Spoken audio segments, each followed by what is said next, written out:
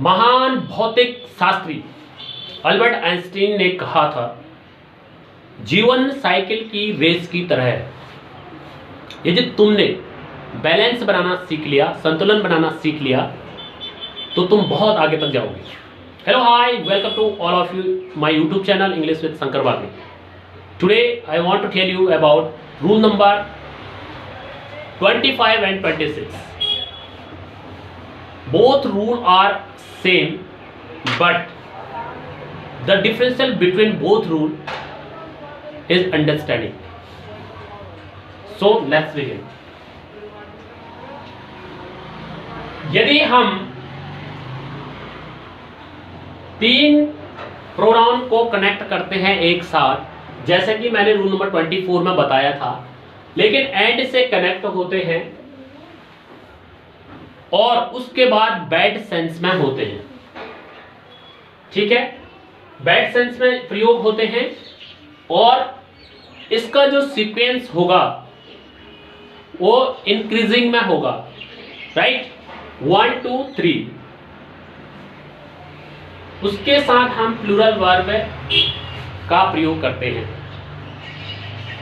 हमने पहले वाले रूल में क्या पढ़ा था, गुड सेंस में होने के बाद उसके साथ प्लूरल वर्ब का प्रयोग करते हैं और बैड सेंस में होने के बाद प्लूरल वर्ब का प्रयोग करते हैं। कोई अंतर नहीं आया इस चीज में, राइट। लेकिन जो डिफरेंशियल है वो क्या है, डिफरेंशियल ये है कि इसका जो सीक्वेंस है वो कंटिन्यूअसली चल रहा है इंक्रीजिंग में। उसका जो सीक्वेंस था वो बैकवर्ड में चल रहा था, राइट।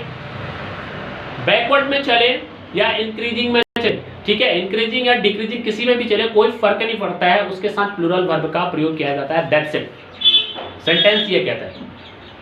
लेकिन प्रॉब्लम कहां पर आती है, प्रॉब्लम वहां पर आती है जहां पर हम गुड सेंस वाले जो पहले के जो दो रूल हैं उनको पढ़ के गए हैं, लेकिन ये वाले रूल नहीं पढ़े होंगे, तो निश्चित तौर पर अपना दिमाग लगा के हम सिंगुलर वर्ब का प्रयोग करते हैं, जो कि गलत हो जाता है। क्योंकि हम देखते हैं कि सीक्वेंस जो है 3 2 1 2 1 3 1 और 3 3, इस तरह के जो सेंटेंस होते हैं इनको तो हमने पढ़ लिया है, इसलिए हमको पता है कि इसके साथ प्लूरल वर्ब का प्रयोग किया जाता है। लेकिन हम ये वाले सेंटेंस अगर पढ़ के नहीं गए, ये वाले रूल अगर पढ़ के नहीं गए हैं, तो हम यहाँ पर अपना विवेक लगाते हैं, क्योंकि हमने उस वाले रूल में पढ़ा है कि प्लूरल वर्ब का प्रयोग किया जाता है और ये इसका सीक्वेंस जस्ट क्या है, उसका अपोजिट है।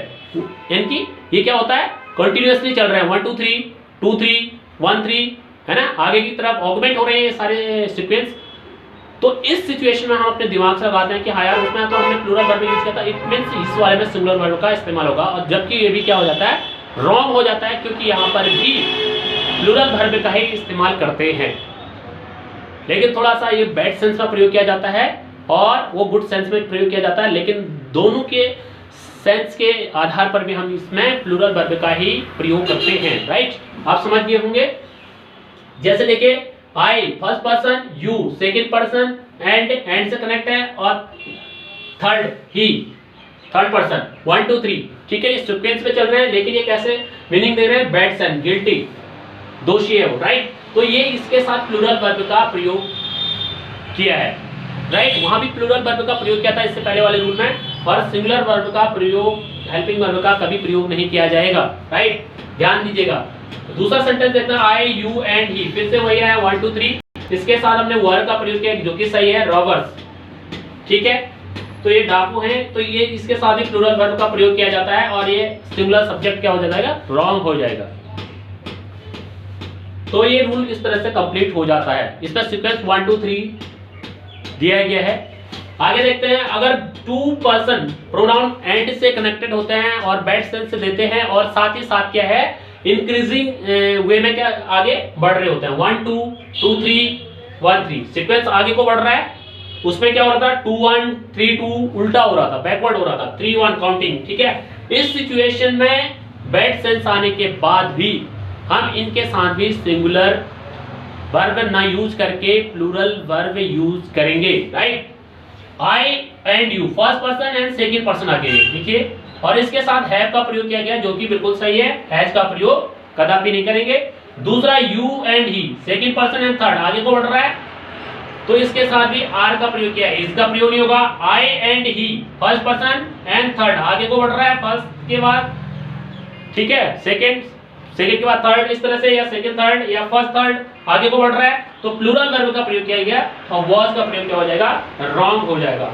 थोड़ा सा इसमें समझने वाली बात ये थी कि रूल ऑकवर्ड, ठीक है, सॉरी ऑकवर्ड नहीं बोलेंगे, रूल अगर क्या चल रहे हैं, ऑगमेंट हो रहे हैं, आगे की तरफ बढ़ रहे हैं और बैड सेंस दे रहे हैं, इस सिचुएशन में भी हम प्लूरल वर्ब का प्रयोग करेंगे। और डिक्रीजिंग में चल रहे हैं तो इस सिचुएशन में भी हम क्या करेंगे, प्लूरल वर्ब का प्रयोग करेंगे। जो कि हम अगर रूल पढ़ के नहीं जाते तो हम अपने दिमाग से सिंगुलर वर्ब का भी प्रयोग कर सकते हैं वहां पर। तो ये चीज सोचने के लिए मैंने ये वीडियो बनाया है और इसको भी जरूर अच्छे तरह से वॉच करिएगा। होप सो आपके लिए बहुत काम आने वाली है ये वीडियो। और इसी के साथ ही चलते हैं। Have a good time to all of you. Bye bye.